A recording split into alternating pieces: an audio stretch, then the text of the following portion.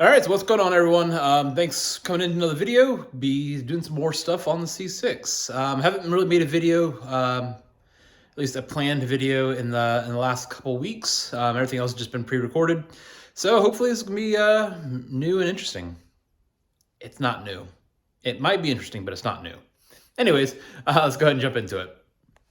So one of the things that I've become acutely aware of and didn't realize that I really should know it, or didn't really think to put it together, but needing instruction and needing other people to help guide me around the track, find better lines, find better braking points, have more courage, any of those items, all of those items are really going to be hinging upon having an instructor or having someone else at the track do kind of like a lead follow type scenario where they're taking a line at a known pace, which is faster than what I currently am doing, just so I can start seeing, oh, well, I need to start doing this. Or put a second person in the car with me and have them advise me. So generally speaking, I can't do that right now because I've got that seat and that's it. That box will solve that. So I'm going to go ahead and get this box opened. Largely going to be the same process of the 3-part series that I did earlier this year or last year, whatever it was. Go ahead and get the seat mounted up, put it on another AMT Ultra Low seat mount kit, and went with some G-Force harnesses instead of Sparco, just to see how those feel.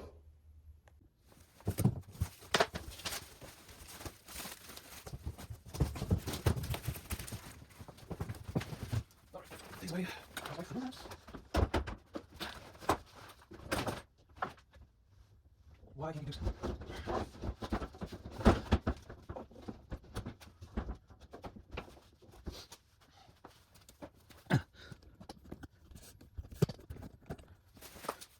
All right, so let's go ahead and see what it up and start showing them what we're going with.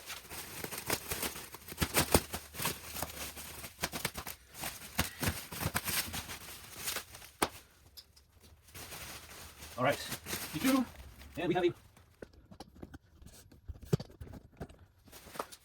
All right, so let's go ahead and see what it up and start showing them what we're going with.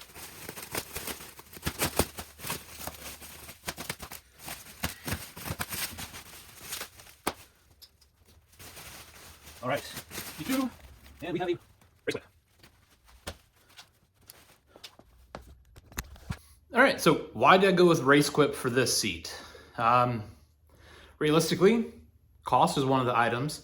It is still an FIA rated seat, which may be needed, may not be needed. I'm not doing any open wheel racing, or wheel to wheel racing rather, but I do want to make sure that it is a certified seat just in case that I am in an off-track incident with an instructor and something happens to the instructor or myself, if I'm a passenger. I don't want to have that mental gymnastics like, oh, well, I saved $200 by getting a non-FIA rated seat. I've got a certified seat. Is it the best? Maybe. Probably not. But is it still a rated safety seat with audited processes? Yes. So that's why I went with it. I went with the size large, mainly because I wanted to be able to fit a wide range of people without being like super large. So me being 6 foot 235 or so, my Sparco Evo L, that seat is perfect. This Race Quip large is very similar dimensions, and it also still should fit inside the C6. I say should because we'll see. So I'm gonna go ahead and get it up on the workbench, get a better look at it, and then just take some rough measurements against my seat, the driver's seat, and then the passenger seat. Let's go take a look at it. All right, so before we get measurements, just take a couple peeks at it. I do like this enlarged hip belt. That would have prevented me from having to move a bracket on my seat. Cool. It does have this faux leather. I don't know what material this actually is, but it does have this here. I'm guessing to help protect the seat cover as you slide in or out of the seat. Cool. And one thing I just noticed, I'll flip this back and hopefully not hit my vise. Cool.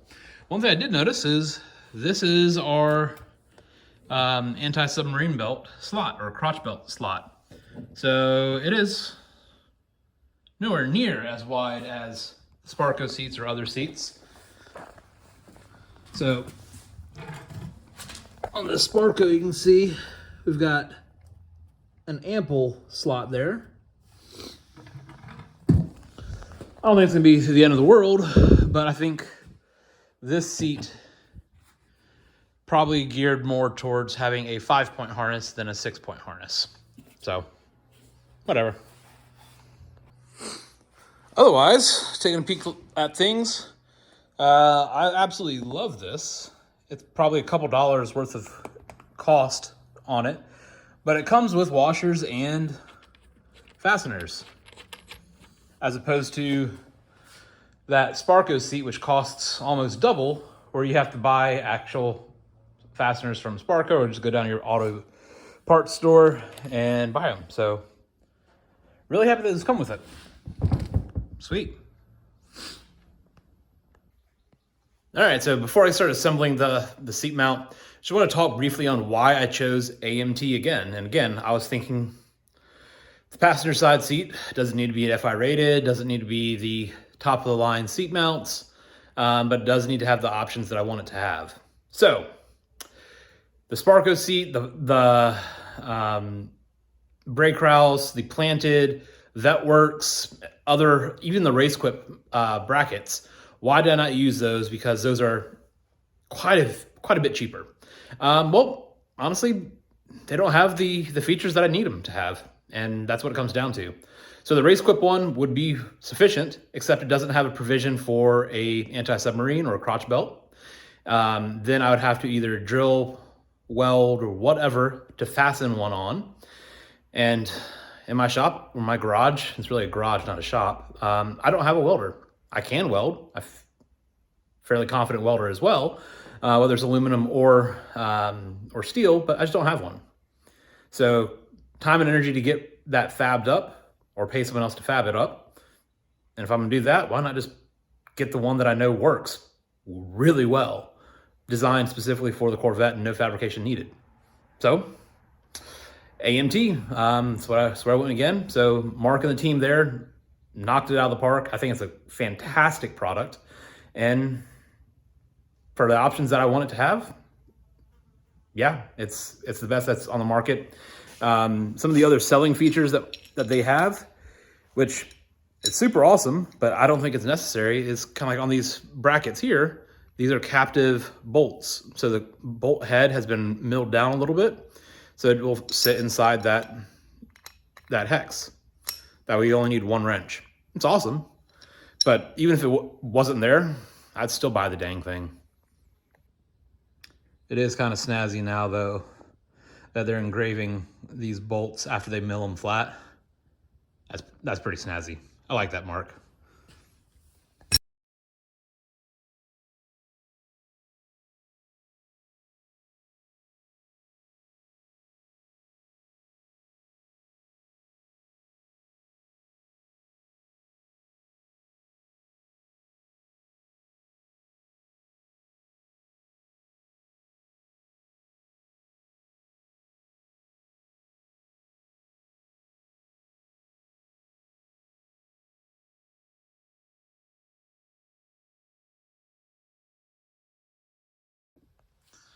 All right, so we've got things roughly set where they need to be.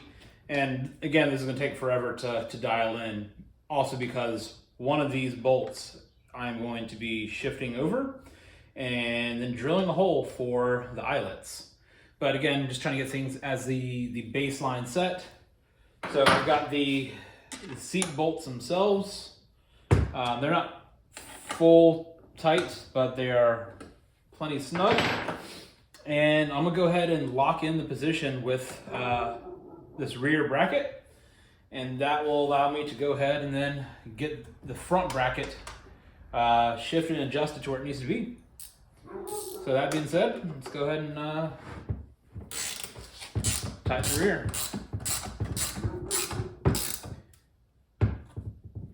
All right, so one thing that I did notice is I'm able to use the inner bolt hole on the actual sub belt bar. So there's a through hole, and then 2 threaded holes for probably this M5 or M6, whatever it is.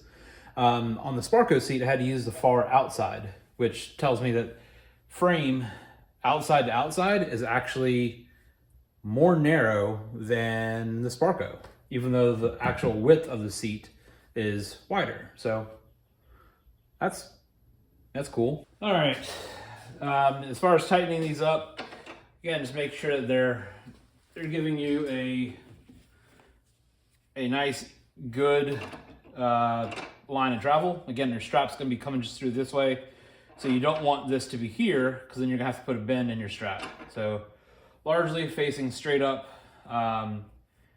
is gonna be the ticket. All right, so one thing that I'm noticing with this G-Force is, I mean, everyone has these tri-bar keepers. In the proper way is how it's done. Cool.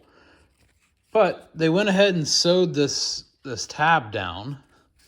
So I need to be able to get 4 passes of webbing through one of these slots. Again, we got these first 2 in the bottom, then we have our lock back, and then we have that tab again. There's no way that's going through. All right, so this is the progress that's being made. Get a corner up, and then keep cutting this thread down. I'm very curious that if something comes off this and like, oh my God, well, you cut your webbing. Well, again, this loop down here is what's holding the weight, and then everything else up top here, all that's doing is locking it down. So what does this extra flap have to bring to the table? It doesn't do anything, except doesn't allow you to actually adjust it. When I start editing this video, I'm just gonna double check on Race Quip's side of things. Is this only for a 5-point harness, or is this for a 5-point or 6-point? You be the judge. Story of my life. Anyways, so moving into our hip belt, waist belt, whatever you want to call it. All right, so I'm gonna drill through here, put a nut on the back side of this, tighten that up, and that's going to flip this over. And what that's going to do is going to give me, basically from this position, and that's going to give me a good angle up to my my buckle. All right, so we've got the location marked. Went ahead and hit it with a fake punch, meaning just a nail. Yeah, so we're gonna step it between 1, 2, 3, then final of a 7/16. Sizes don't really matter too much, just get through it. Yeah, that's pretty much it. And remember, aluminum, drill quickly. I don't think I'm gonna need any cutting fluid or oil, but if it starts going a little bit slow, I'll use them. Anyways, do the time lapse.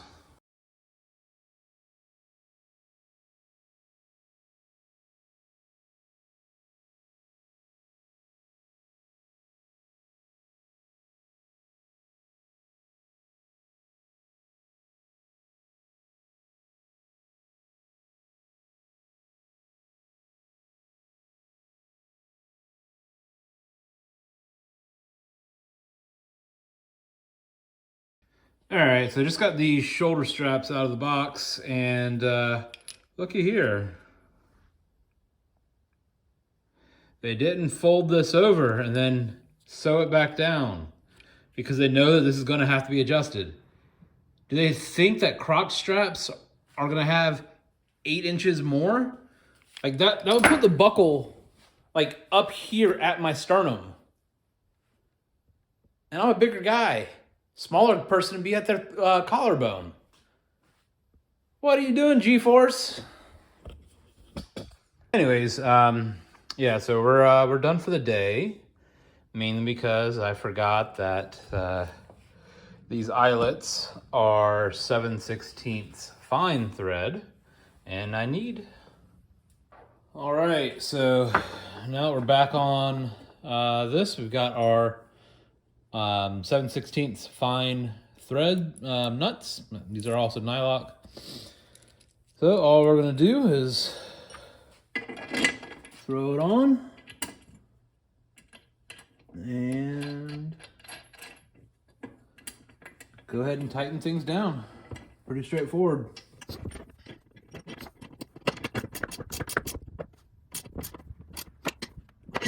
Again, that's a little bit forward leans, so you're going to calculate your make sure that's still.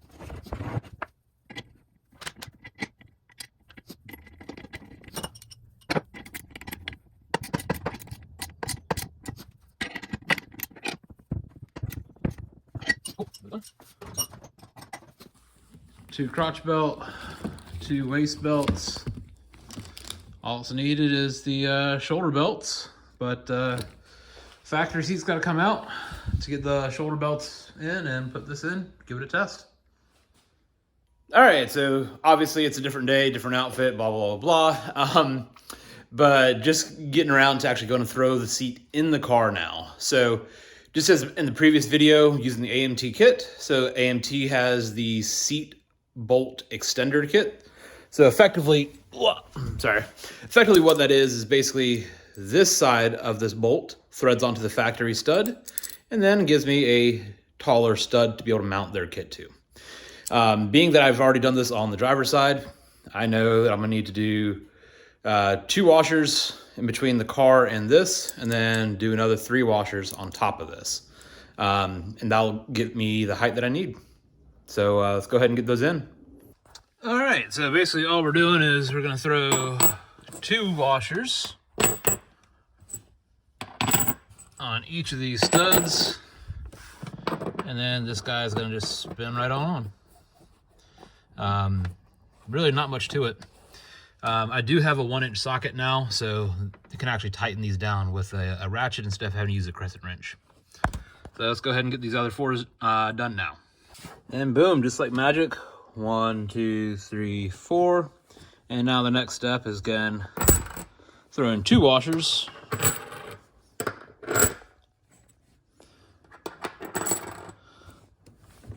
on each, and now it's time for the actual seat to go on.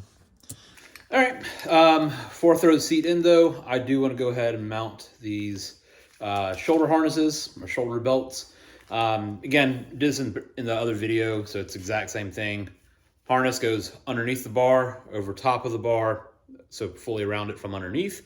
It goes through the tri-bar, lock it off, and hopefully you have the right... All right.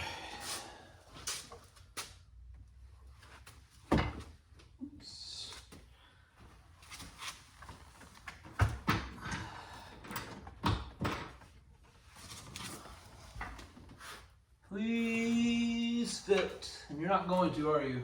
Son of a biscuit eater. All right, well. Yep, it happened. So, because that Race Quip seat at the thighs, it bows outward. You don't want that. You do not want that. So it can physically fit, but it definitely pushes against the center console pretty good. I'll show you just in a second. But this is the face of disappointment. All right, so here's what we got. On this side of things, it looks like we'll be okay. Still looks like it'll be okay down here. But over here, not quite on the stud yet. And then now it is, and I'm 100% pushing against this piece right there. So this little section where it flares out, sure, it's gonna make things easier, but the dang Corvette being so narrow, it's not ideal. This car and these little projects, they always find a way to ruin my day. Anyways, I'm gonna go ahead and get a couple of the bolts on them, just so the seat's held in place, and we'll go from there. All right, so able to get this guy on, get this started, but this other side, because of how far it is in that slot, this washer won't fit. So it looks like, so this washer is gonna get put in that there vise and this file. And I'm gonna take off about 1/8 of an inch or so. And it's gonna be tiring, it's gonna be boring.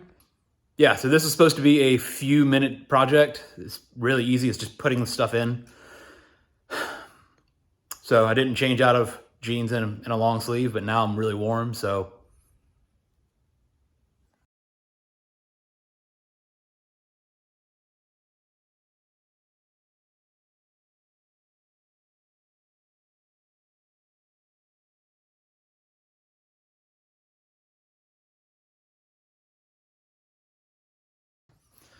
All right, well, that was fun.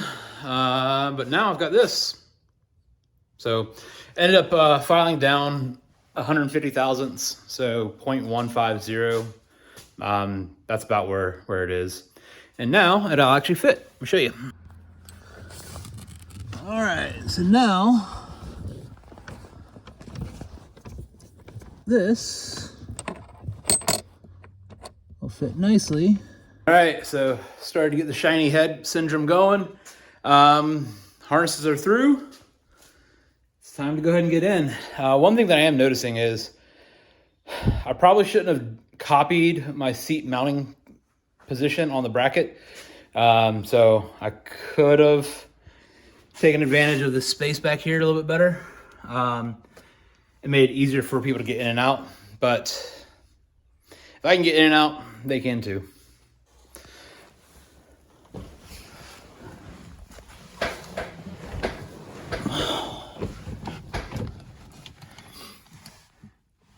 All right, well, I am in, but I'm also fairly close.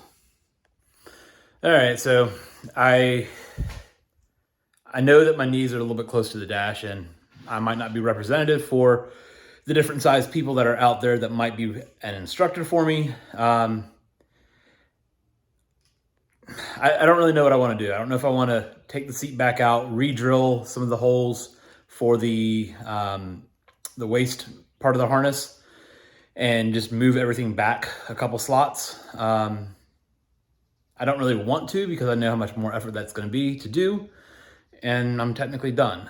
So yeah, I've spammed a couple of different people on Instagram that I know are in the track driving community, and see what their responses are. But ultimately, I know what the right decision is. The right decision is just to go ahead and take everything back out when I finish up putting the harnesses and zip tying the excess back. The right decision is just to go ahead and remount the seat further back. Yeah, I was trying to be sly and just put in the exact same spot as the driver's seat, because I know that works. It's a different seat, different everything, and well, this is what happens. So I'll go ahead and get that moved off camera, and I'll get it done. I'll do it correctly. So it goes. All right, so seat is now remounted. Yeah, I think this project's coming to a close. So I used to have like basically a 1-inch gap here. Now I've got more. Still would like it to be further back, but I think it's definitely better than what it was.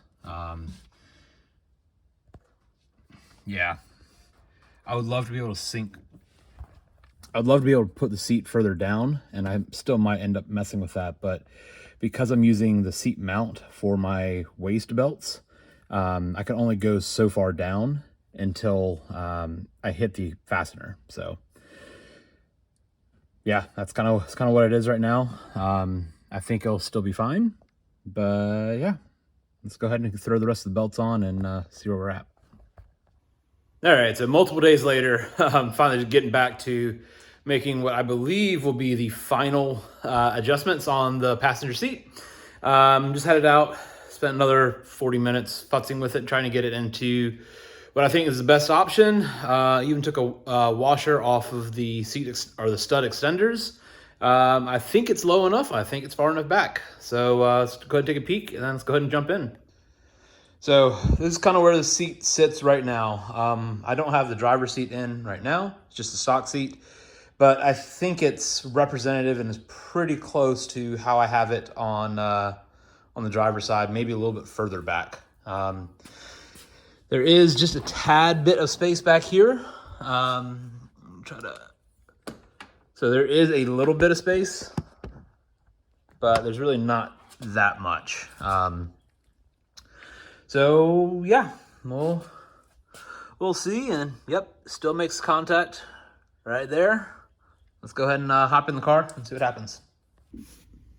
All right, so we've got the phone laying against the windshield, and just gonna go ahead and try to go through and get the buckles in and get stuff adjusted to what I think will be a good spot. Ooh.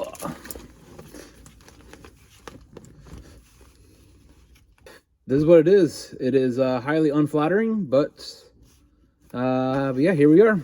I am in the seat, pretty well maintained. I can probably get it a little bit tighter on the waist straps, and yeah. So happy with this. Now I'm gonna loosen up the shoulder straps just a bit, and let's take a peek at what it looks like with the door closed. All right. So that is very close. Yeah, so that side wing makes the slightest contact with the door. But I don't think it's enough to really be concerned with. Yeah, I'll go ahead and cinch these back down real quick. And yeah, looks like I've got 3 inches or so, 2.5, 3 inches for helmet clearance. So yeah, should be good. Especially if I'm leaning back all the way. Yeah, I should be fine. But cool. I think this project's finally done. Finally.